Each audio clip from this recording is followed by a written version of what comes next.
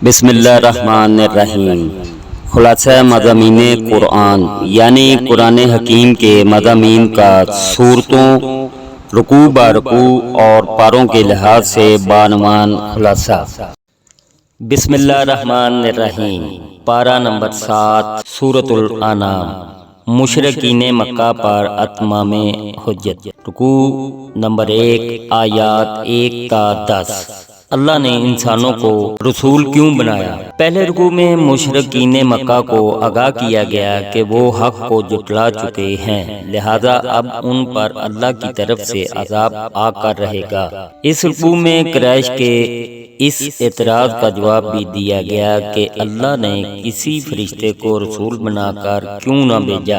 فرمایا گیا کہ اگر اللہ فرشتے کو رسول بنا کر بھیجتا تو اسے بھی انسانی صورت میں بھیجتا، کیونکہ انسانوں کے لیے نمونہ انسان ہی بن سکتا ہے۔ مشرکین کو پھر بھی وہی شعبہ لاحق ہوتا جس میں وہ اس وقت مبتلا ہیں۔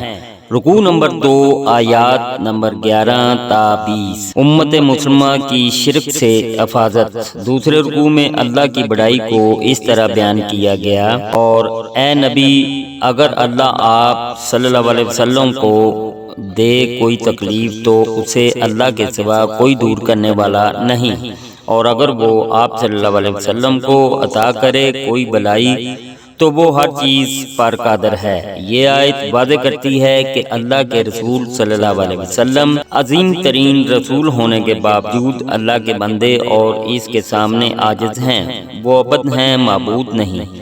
اگر ایسی آیات قرآن میں نہ ہوتی تو ہم بھی آپ صلی اللہ علیہ وسلم کو خدائی میں شریک کر دیتے، جیسے یہودیوں اور عیسائیوں نے اپنے پیغمبروں کے ساتھ یہ ظلم کیا۔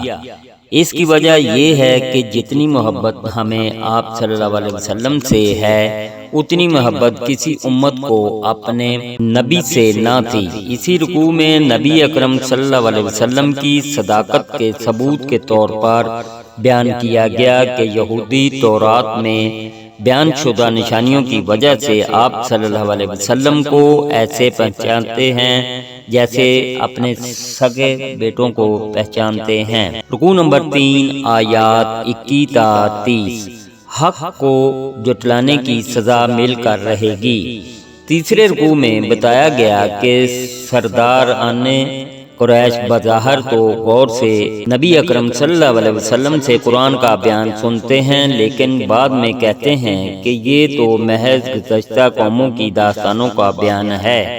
وہ خود بھی گمراہ ہوتے ہیں اور دوسروں کو بھی گمراہ کرتے ہیں، دعویٰ کرتے ہیں کہ اصل زندگی بس دنیا ہی کی ہے اور اس کے بعد کوئی زندگی نہیں۔ کاش وہ تصور کریں جب روز قیامت اللہ کے سامنے کھڑے ہوں گے، اللہ پوچھے گا کہ کیا آخرت کی یہ زندگی حق ہے یا نہیں؟ وہ کہیں گے کہ بالحق ہے، لیکن اس وقت حق کو مان لینا فائدہ مند نہ ہوگا، انہیں حق کو جھٹلانے کی سزا مل کر رہے گی۔ اللہ پاک ہر مسلمان کو اپنے حفظ و ایمان میں رکھیں، آمین ثم آمین یا رب العالمین۔ اللہ حافظ۔